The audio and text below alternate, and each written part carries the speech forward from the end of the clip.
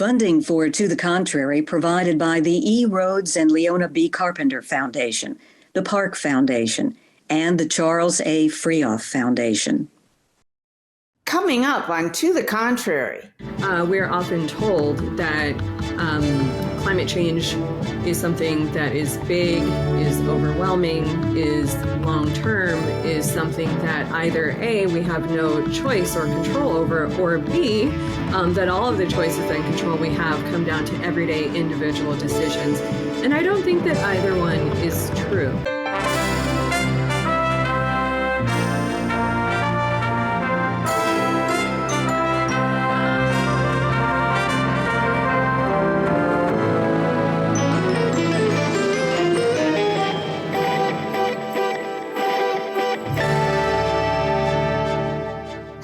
I'm Bonnie Urbay. Welcome to the Contrary, a weekly discussion of news and social trends from diverse perspectives. This week, the connection between climate change and the falling American birth rate.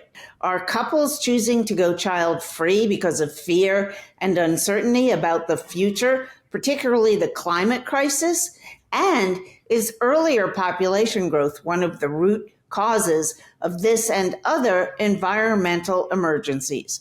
Our guest today is the University of California Associate Professor Jade Sasser, who has dedicated her research to exploring eco-climate guilt and fear. Sasser just released her second book on how environmental health impacts the decision to become a parent. It's titled Climate, Anxiety, and the Kid Question, Deciding Whether to Have Children in an Uncertain Future. Welcome, Professor Sasser. Thank you for having me. A pleasure to have you.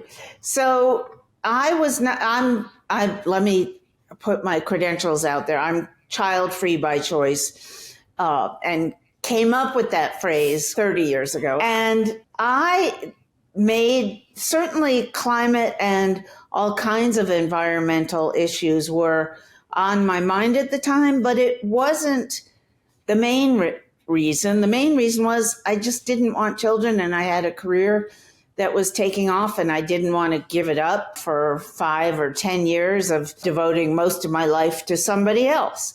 So how often do you think it's a factor in terms of climate change and then all these predictions about an end of an inhabitable planet have to do with people having fewer children? It's really important that we now have the language to discuss being child-free by choice, and having that language, having role models, having that framework is really important in destigmatizing women being able to choose other pathways in life. What I'm finding, however, with very young adults, so Generation Z and the youngest millennials, is not that they're necessarily child-free. Rather, what I'm finding through my research is that many young people feel so anxious, so depressed, so worried, so guilt-ridden about the current state of the climate and the earth and the future state of where we are headed, that they feel that morally and ethically they can't have the families that they otherwise want. So I would say this is not about being child-free. This is about wanting to be parents, but feeling that it is morally and ethically not available given the state of the climate. Would you say that's more prevalent among couples or perhaps among women who increasingly are having children on their own in this society, with or without a man or a female partner in their lives? It's not something that I have studied in my own research. In my own research, I have looked at people, whether they are individuals or couples, and looked at the difference around issues of race. So the amount of research that is being done on how climate change or climate emotions impact reproductive decisions, that research is very, very rapidly growing and has started growing just in the past 5 to 10 years. However, what I noticed every time I read those studies is that overwhelmingly, people of color were simply missing from the study population, as if either A, we have no thoughts or feelings on the subject, or B, our thoughts and feelings are simply the same as those who identify as white. And I had a sense that that may not be true. Communities of color are hit harder by climate impacts and have a harder time recovering from them. And so I thought if that is the case, perhaps there might be some different impacts on climate emotions and reproductive feelings among communities of color. Now, why do you think people are more anxious about the climate these days than, say, 2 or 3 decades ago? Earth Day was started back in the 1960s or 70s, I think, by then Senator Gaylord Nelson of Wisconsin. There were concerns about dying species and not so much climate change back then, but all kinds of environmental problems, and nobody even thought about it really as a factor in whether to have children or not. In fact, the prevailing attitude then was, of course you got married and of course you had children. However, at that time, there were already people, young people in particular, that were involved in the ZPG or zero population growth movement that were saying we shouldn't have children for the sake of the environment. Their ideas were spurred by ideas around population control, which is very different from where a lot of young people are today. So what has happened in the last 50 or so years is that we know a lot more about climate change. Young people are reading the climate science. They're taking environmental studies classes. They're learning about scientific projections, and they're scientifically literate. The people that I spoke to and interviewed for the book are reading reports from the IPCC, the Intergovernmental Panel on Climate Change. And in part, some of those reports are really making their feelings of anxiety worse. In fact, in the book, I interviewed the leaders of two campaigns to go on a strike and to not have children until government leaders address climate change effectively. And what spurred on the initiation of both of those strikes were reports that were put out by the IPCC on how rapidly climate change is advancing and how we are not making the appropriate changes to our everyday lives and to our laws and policies accordingly. And so for those young people who read those reports, they said, how could I bring a child into that, knowing what the predictions, the projections are, how things will be 20, 30 years from now? And what advice would you give to young people, couples going through the decision-making process right now?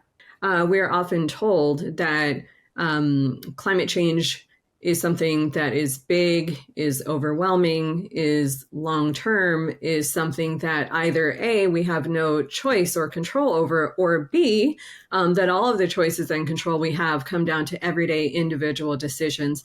And I don't think that either one is true. When we think that it all comes down to our own individual decisions, then that's when it gets harder to make these decisions around whether to have a child or not, because people are racked with guilt.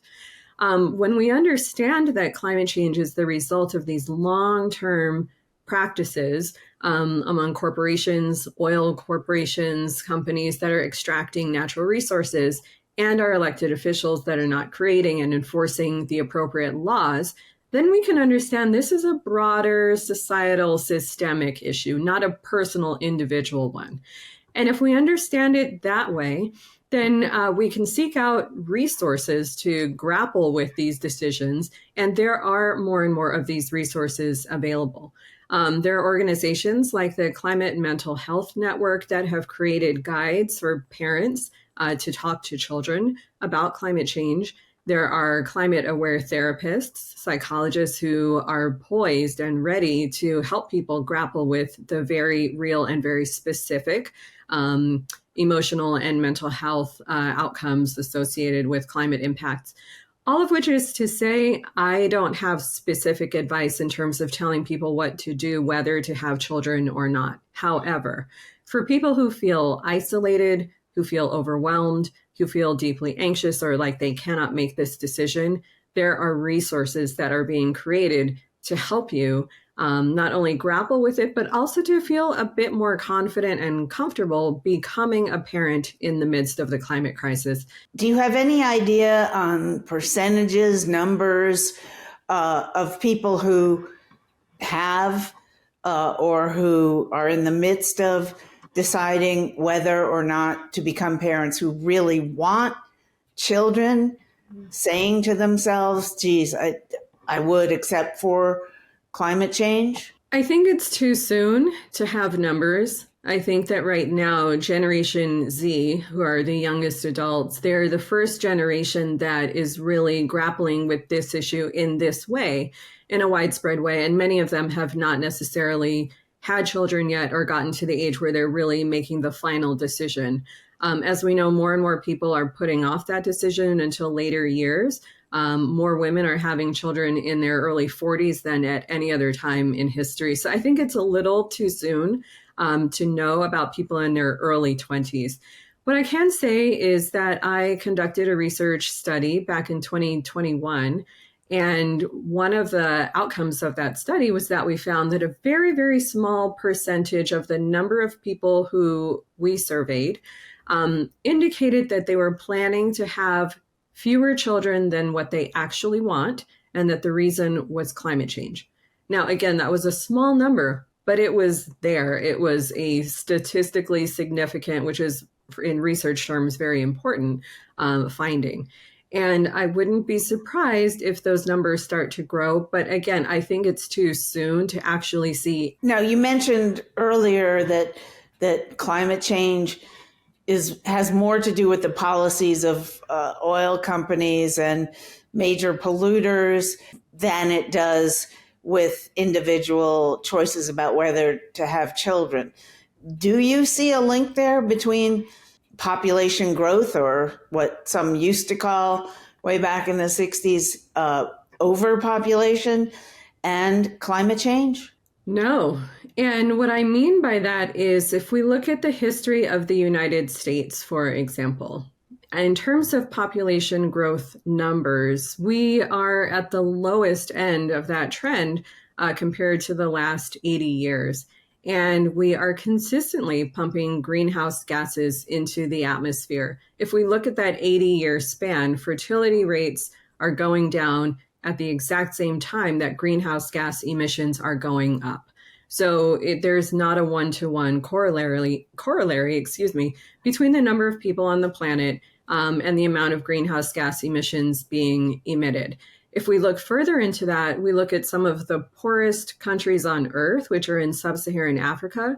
Many of those countries have the highest population growth rates on Earth and the lowest greenhouse gas emissions. And so the two are not directly related at all. When it comes to population growth, unfortunately, those who have the most children tend to have the fewest resources, and yet there are a lot of ideas and discourses that blame them for environmental problems. That blame is misplaced. I would argue that the environmental problems that we face on a large scale really do come from corporations, militaries, and government policy, and we need to focus there to solve these widespread problems. You're saying that the people with the largest families or the largest number of children are held to blame for climate change. Tell me about this. Who's doing the blaming? Is that getting through to the people themselves, or is it a conversation that's among, for example, highly educated people and not and kept from less educated people who are, particularly among women, certainly, because there were, at least a while back, studies showing women who are more educated have fewer children. If you have the ability to have a good paying job and you want kids, you'll have one or two, enough to maybe three, who knows, but enough so that you have the family size you want, but not so many that you're getting to the numbers of the average number of children born by women in impoverished less educated countries? We know from decades of research that there are two factors that are directly related to a decline in the number of children that a woman will have over the course of her lifetime. Number one, access to formal education. And number two, access to earning an income outside of the household. And those two factors combined are directly associated with a decrease in the number of children a woman will have on average over the course of her lifetime. Now, we also know that the ability to access those resources is very uneven throughout the world and even within countries too.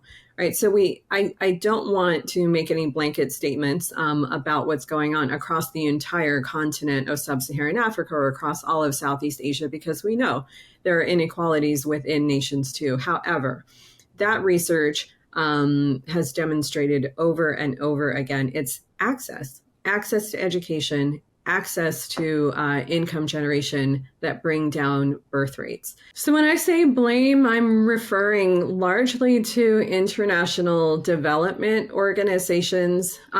So for my first book was called On Infertile Ground, Population Control and Women's Rights in the Era of Climate Change. And it looked at the history of how environmental activists and environmental program managers in international development organizations, how they have addressed issues of reproduction, family planning, population, etc.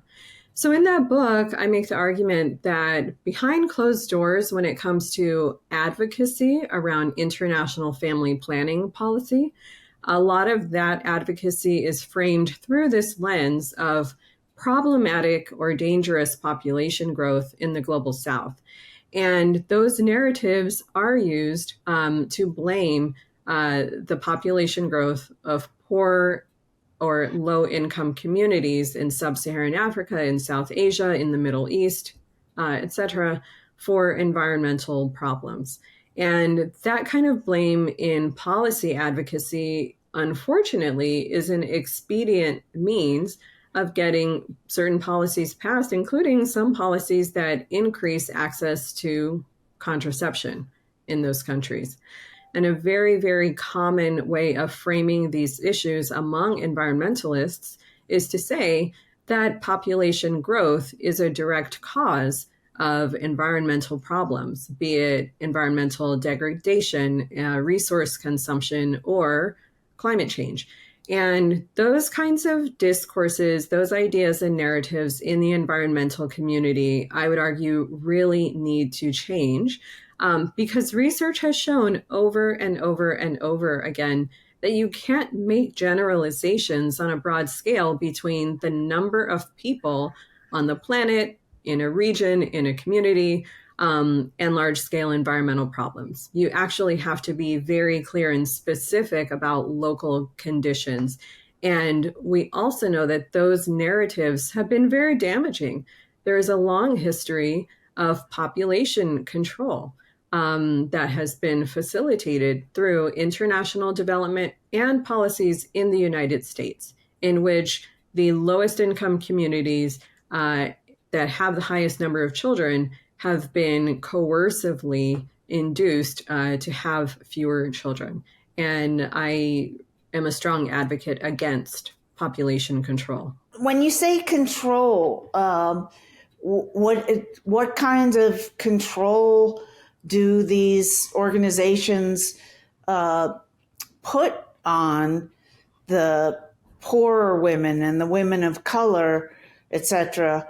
Population control seems to me to have been something that happened back in the days of eugenics and, for example, forced sterilization of Black women in the post-Civil War South by segregationists and segregationist medical communities. But is it going on now? Population control is largely a thing of the past. However, it does continue today. So Today, mostly in prisons and detention centers are where you find examples of population control. And the kind of population control that has been uncovered in these spaces has been coercive sterilization of prisoners, of women of color who have been detained. In Really? Wow, 2000, that's news to me. That's fascinating. well, in 2013, 2014, in California prisons, it was discovered that doctors were systematically performing sterilizations on women inmates without full consent from those inmates. And then more recently, I believe it was 2019, in Georgia, in an immigration detention center, a whistleblower by the name of Don Wooten exposed a doctor who was performing coerced sterilizations on immigrant women, not all of whom were fully fluent in English or who fully understood the procedures that were being implemented. And as a result of the fact that we now know as a society that women of color are subject to all kinds of discrimination, not visited so much on white women, and white women are subject to all kinds of discrimination, not visited as much on white men or at all on white men for the most part. How does that make people of color versus white people see the relationship between having large families and climate change differently as a result of that? In my book, I focus on two different areas of research. One is a survey that I conducted across the United States with 2,500 people included. And that was a general survey just to see, okay, are there different emotions that people of color versus white people are expressing when it comes to thinking about having children in the era of climate change? And what we found was that the main racial difference was that people of color overwhelmingly reported feeling traumatized when thinking about having children in the midst of climate change and climate disaster. What was also interesting was that, on the other hand, people of color were more likely to report positive feelings of motivation, determination, even excitement. And one of the questions that we have around that is whether that is associated with being religious faith. And that's a possible association, but we need to do more research to follow up on that. Separately from that, I conducted a series of interviews with women of color, as well as with white women. And what women of color expressed overwhelmingly across the board is that climate change feels like one more burden on top of all of the other existing challenges and social burdens that people are taking on. People are worried about whether they can actually provide for children, whether they will have long-term stable jobs, whether they'll ever be able to afford to purchase a home. But also people of color are worried about things like racial inequality and racial violence in the United States. And those that I interviewed were aware, very aware, that communities of color fare differently after natural disasters, that resources that are distributed to help communities recover from disasters are not fairly or evenly distributed. And so one of the ongoing concerns among the people that I interviewed was, if these disasters or these impacts are going to happen more and more often, how will we be impacted in the long term? Will it be harder to safely and healthfully raise children in that context?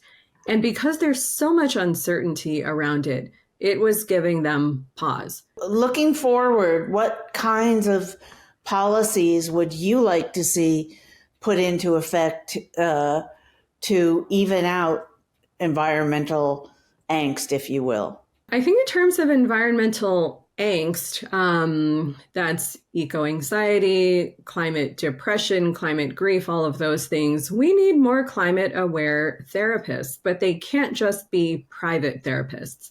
And so there is a lot more training of mental health professionals on climate-aware therapy, which I think is a wonderful thing. But even within the mental health community, the distribution of those resources is not equal or even. So communities of color don't have equal access to psychiatric or psychological care and resources. And I think we need much more even distribution of mental health care and specifically climate aware therapy.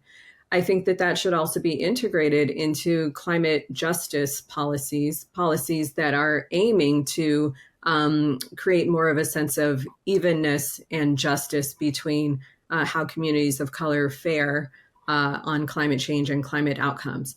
And so I think further, even beyond that, we need to be having these discussions in public. A lot of people who are grappling with this issue are doing so in private. They're taking it on, they're feeling overwhelmed by it, and are feeling very guilty and a lot of stigma because they think that they are the only ones feeling this way. But I know through my research and other research I've seen, so many young people feel this way. And it's time to bring this issue out of the shadows and have broader conversations and get our policymakers involved. All right. Thank you so much, Professor Jade Sasser, for your work in this area and for sharing it with us. And good luck with your book. Thank you so much. Keep the conversation going on all of our social media platforms and visit our website, pbs.org/to the contrary. And whether you agree or think to the contrary, see you next time.